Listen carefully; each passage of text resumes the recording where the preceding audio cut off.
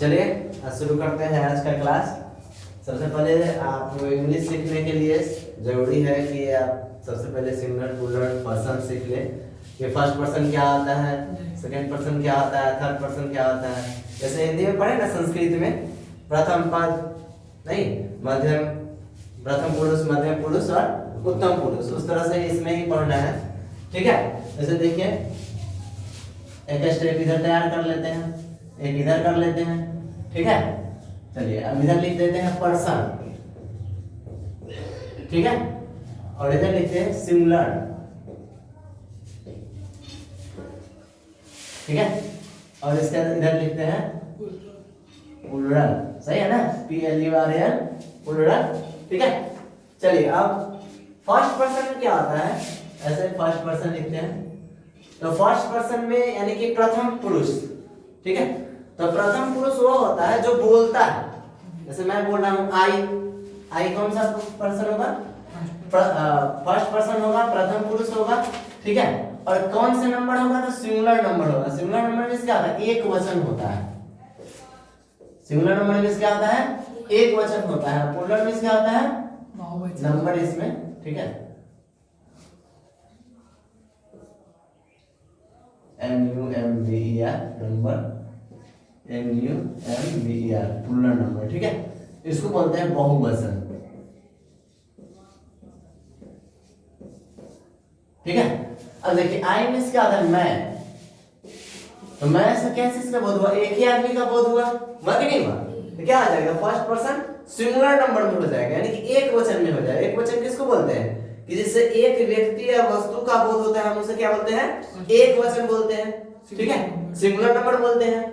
अब इसी में एक आता है वी आता है। वी मीन्स क्या होता है? हम होता है, और हम लोग भी होता है।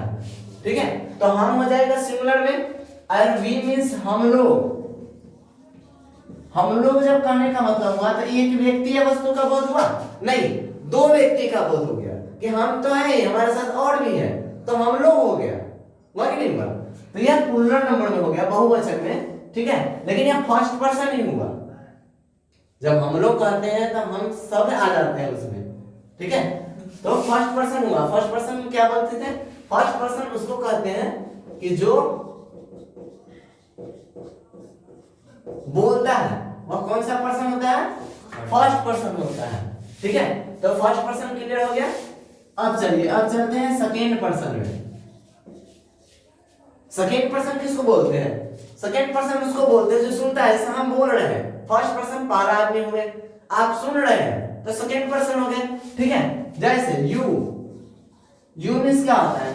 तुम होता है और आप होता है। होता ही नहीं होता है? तुम भी होता है, आप भी होता है। और यू मींस क्या होता है? कि तुम लोग भी होता है। ठीक है, और आप लोग भी होता है। तुम लोग भी होता है और आप लोग भी होता है। अब इसमें देखिए, यू मींस तुम, आप, यह सिंगुलर नंबर में हो गया, एक वचन में नहीं। जैसे तुम दुखी हो, तुम ही हो, सिर्फ एक ही आदमी का बोध हो रहा है, तो सिंगुलर में। ठीक है, और यू तुम लोग, आप लोग। ठीक है, इसे बहुवचन का बोध हो रहा है, तो उसमें भी हम यू का ही प्रयोग करेंगे। अब देखिए, सेकंड पर्सन किसको बोलते हैं? जो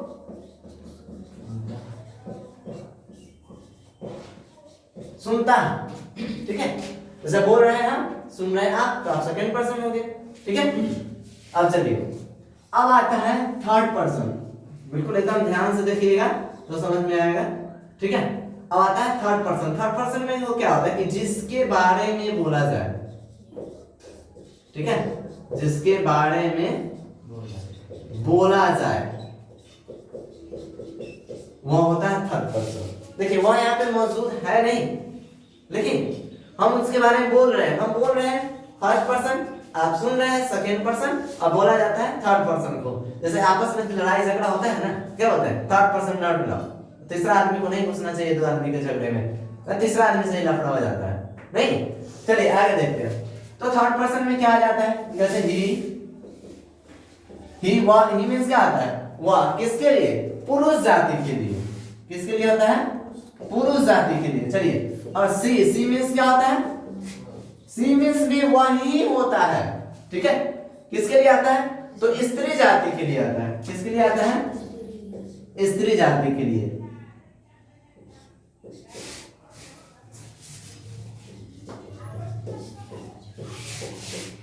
ठीक, अब आता है इट।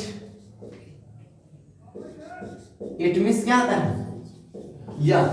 इट जो है वह निर्जीव के लिए आता है, ठीक है, लेकिन जो छोटे छोटे जीव जंतु है उसमें भी हम इट का प्रयोग करते हैं। या किसी का नाम। नाम कहने का मतलब ये नहीं कि 1 2 3 बहुत सारा नाम इसमें दे दिए, नहीं।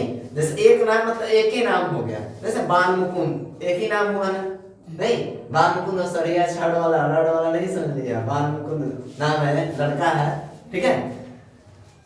ठीक, अब चलिए अब देखिए, तो उसमें एक ही नाम हुआ, एक नाम का होता है, ठीक है। अगर 2 हो गया तो फिर तो एक वचन नहीं रह गया ना, बहुवचन हो गया, ठीक है।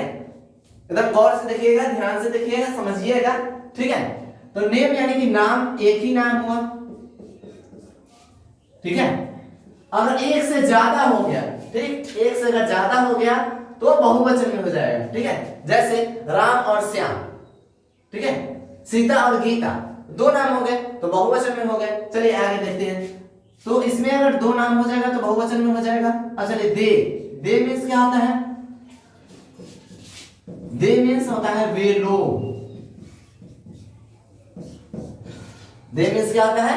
वे लोग होता है, ठीक है। अब चलिए, तो दे जो है वह थर्ड पर्सन प्लूरल नंबर में आता है। देखिए जैसे वे लोग खुश है, क्या हुआ? They are happy. तो दे आर हैप्पी, वे लोग खुश हैं, वे लोग हैं या नहीं? नहीं। जैसे हम बोल रहे हैं, आप सुन रहे हैं, ठीक है, बोल रहे हैं किनके? तीसरे के बारे में, तो थर्ड पर्सन हो गए, लेकिन किस नंबर में हो गए? तो प्लूरल नंबर में, यानी कि बहुवचन में हो गए, ठीक है, या एक वचन में नहीं, बहुवचन में होगा। तो ये पूरा है आपका फर्स्ट स्टेप है ट्रांसलेशन सीखने का, ताकि पता चले कि भाई कौन सिंगुलर है कौन प्लूरल है, ठीक है। तो इसमें हम पता कर पाएंगे कि फिर इसके साथ वर्ब कैसा लगाए, सिंगुलर वर्ब लगाए, प्लूरल वर्ब लगाए, ठीक है। और एक बात हमेशा ध्यान रखिएगा, याद रखिएगा कि वर्ब जो है वह हमेशा वह प्लूरल में ही होता है। वर्ब क्या होता है? हमेशा प्लूरल में ही होता है, और उसमें हम एस और ईएस लगा करके उसको हम सिंगुलर बनाते हैं, ठीक है। तो सबसे पहले हमको समझना जरूरी था कि फर्स्ट पर्सन क्या होता है, सेकंड पर्सन क्या होता है, थर्ड पर्सन क्या होता है। फर्स्ट पर्सन में सिंगुलर नंबर में कौन से आते हैं, प्लूरल में कौन से आते हैं। फिर आपको सेकंड पर्सन में सिंगुलर में कौन आते हैं, प्लूरल में कौन आते हैं। तो यू सिंगुलर में भी आते हैं, प्लूरल में भी आते हैं, ठीक है। यू मींस आप भी होता है, तुम भी होता है, तुम लोग भी होता है, और आप लोग भी होता है, ठीक है।